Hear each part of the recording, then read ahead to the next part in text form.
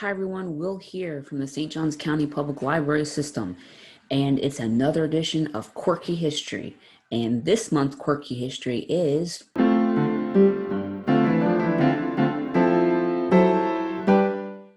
So now you're probably wondering, what is a Vinegar Valentine? It's a good question. I didn't know myself at first either. But let's go over Valentine's Day in general to explain how Vinegar Valentines became a thing. So there's not one definitive answer on the origins of Valentine's Day, but there is a story that is the most told on how it was created. It starts with an individual named Valentine who was maybe a bishop in the church. Somehow he was some sort of clergy within the church, as in the Catholic Church. And he was imprisoned by a Roman emperor for his beliefs. While he was in prison, he helped or healed, depending on the story, a Roman guard's daughter.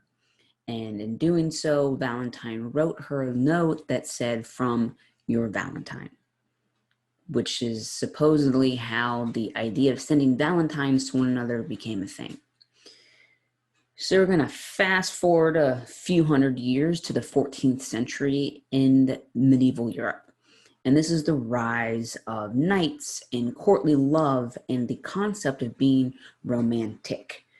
And so you have some authors like Chaucer, you have some writings from notable dukes in different European countries who start referencing Valentine, as in saying, you know, "Won't you be my Valentine?" or "I'm so lucky to have you as my Valentine." And so this is where we have evidence of that phrase being used again. And then another quick fast forward in history to the late 18th century and into the 19th century. This is when Valentines start to turn into kind of what we know it. Individuals start making Valentines and sending them to people they want to be their Valentine, whether they were already married or wanted to date the person, or maybe the other person didn't know how the sender felt. And especially in the 19th century, Valentine sending took off.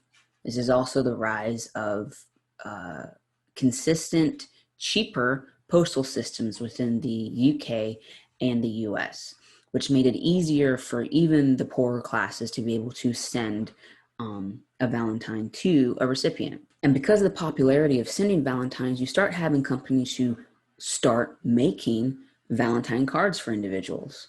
So quickly businesses start capitalizing on how popular this concept is.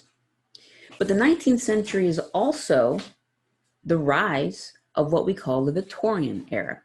And this is the era to denote when Queen Victoria ruled England. And all this set of social and cultural standards and structures that were the norm for the time. Obviously, it's really big in England because she's the queen there. She reigned for 62 years, I believe. But it also found its way over into the US. And we tend to think of Victorians as a little stuffy, maybe, perhaps prudish. Your gender and social class highly dictated your actions that were appropriate within society. Who you could hang out with, what time of day you could hang out with them, what you should wear. The Victorian era, especially in the UK, black was the in color for several reasons.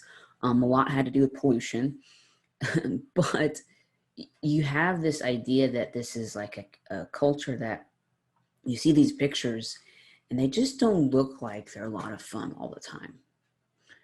That's not the case. It's just different.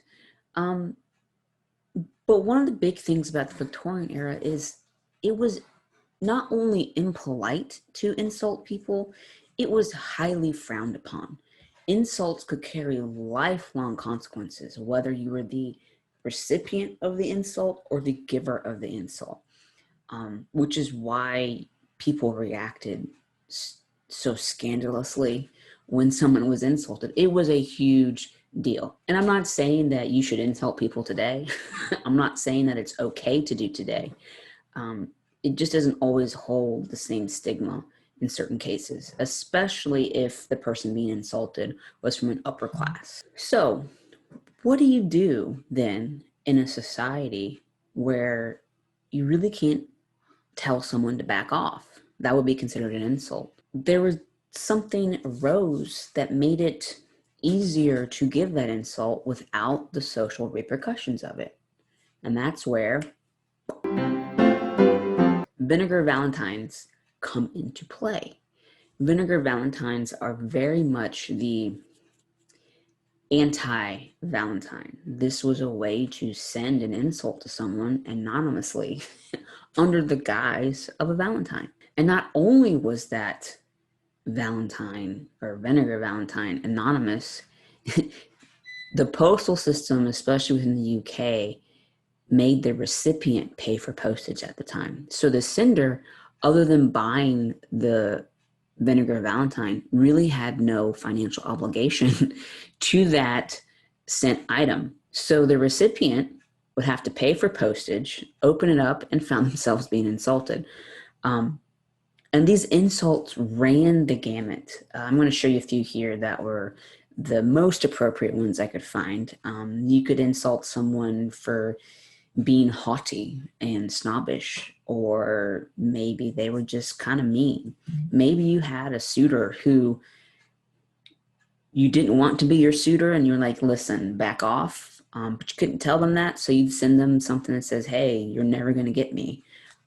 Maybe you wanted to imply a lady wasn't a lady, if you catch my meaning there. So there's a whole bunch of different ways that you could insult someone. And some of these Valentines, and these took off in the US as well, and some were so in your face. Some postal service locations refused to actually give them to the recipients. So they were censored. Different postal boards and communities, like, they were like, no, this is too much. This is inappropriate. They actually considered some of them borderline adult content only, and that was not okay to be sent through the mail. So let's go ahead and look at some of these Valentines and read them together. So we have our little gentleman here, and most of the artwork in these is very caricature style. There were several tropes for different types of characters that you'd see over and over again. And this one says, don't imagine anyone will take you for a gentleman. So this individual is definitely unsavory. This was definitely someone implied that you would not want any family member, let alone any of your daughters or other female family members, to hang out with. And this lady right here, so sweetly you smile, I feel often inclined to make you an offer, but then change my mind. For to tell you the truth, I've heard people say that in jilting your lovers, you've rather away. So this lady is a heartbreaker and not marriageable material, more than likely. I don't know who the recipients for these were. That would be funny to know, though. And then here we have our last one. Here's a pretty cool reception. At least you'll say there's no deception. It says as plain as it can say, old fellow, you'd best stop away. So this is a please get off my, please leave me alone kind of Valentine, or Vinegar Valentine. So those are some of the fun images I had to share. Not all of them I could share in here because, again, some of them get pretty,